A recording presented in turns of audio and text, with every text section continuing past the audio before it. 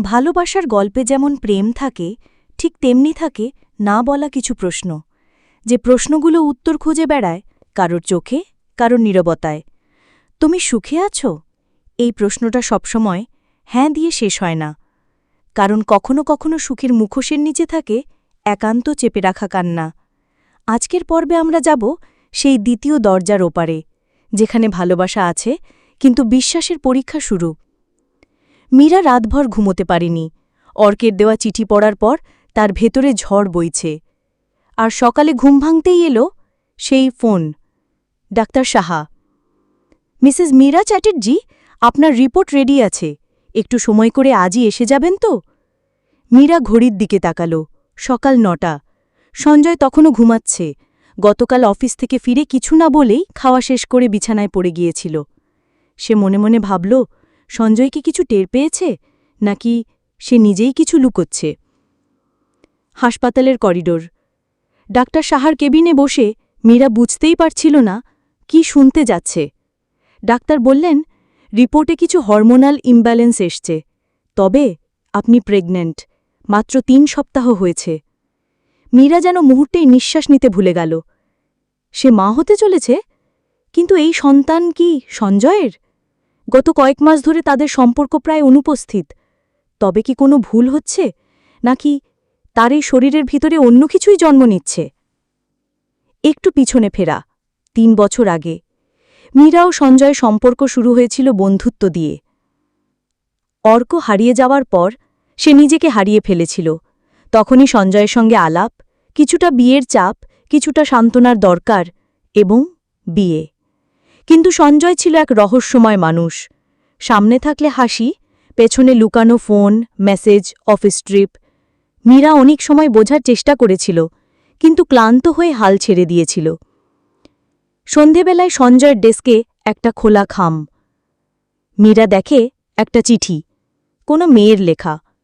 সেই মেয়েটা সঞ্জয়ের অফিসের সহকর্মী। চিঠিতে লেখা, তুমি আমার স্বামী নও, কিন্তু আমার সন্তানের বাবা। আমি জানি তুমি তোমার স্ত্রীকে ভালোবাসো না, এটা আমায় তুমি নিজে বলেছ। প্লিজ মীরার জীবন থেকে সরে দাঁড়াও, আমাকে তোমার দরকার। মীরার চোখ ছানা বড়া হয়ে গেল। তার স্বামী তাকে ঠকাচ্ছে? কিন্তু সে তখনও ভাঙল না। সে ঠিক করল আরেকবার অর্কর সাথে দেখা করবে।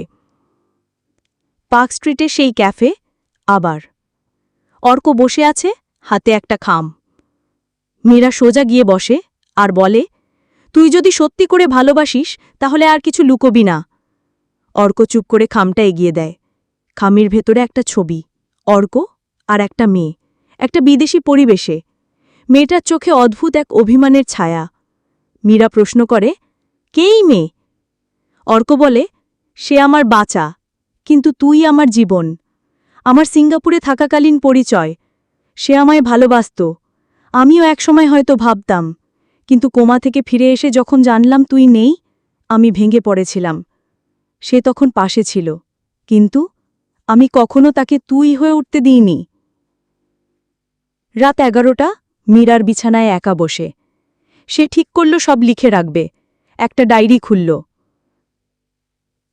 ডায়েরিতে লেখা, আজ আমার শরীরের ভিতরে নতুন একটা জীবন জন্ম নিচ্ছে, কিন্তু আমার জীবনের ভিতরটা ভেঙে যাচ্ছে। সঞ্জয় প্রতারক, অর্ক অসম্পূর্ণ। আমি কোথায় যাব? ঠিক তখন ফোনে একটা মেসেজ, অর্ক, তুই যদি চাস আমি কাল তোর জন্য দাঁড়িয়ে থাকব সাউথ সিটি মলের গেটে দুপুর 12টায়।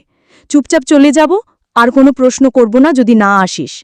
পরদিন সকাল, ক্লাইম্যাক্স মোচড়ের দিন। মীরা বাইরে বেরোল। চোখে চশমা, কপালে চিন্তা। গন্তব্য সাউথ সিটি মল। কিন্তু অটোতে ওঠার আগেই পাশ থেকে কেউ হাত টেনে ধরল। সঞ্জয়। সে চিৎকার করে বলল, তুই কোথায় যাচ্ছিস মীরা?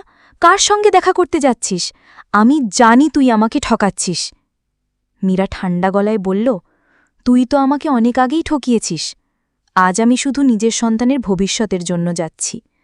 যে সন্তানের বাবাকে, সেটাও হয়তো আমার জানা নেই। তাই আজ থেকে আমি শুধু মা, স্ত্রী না।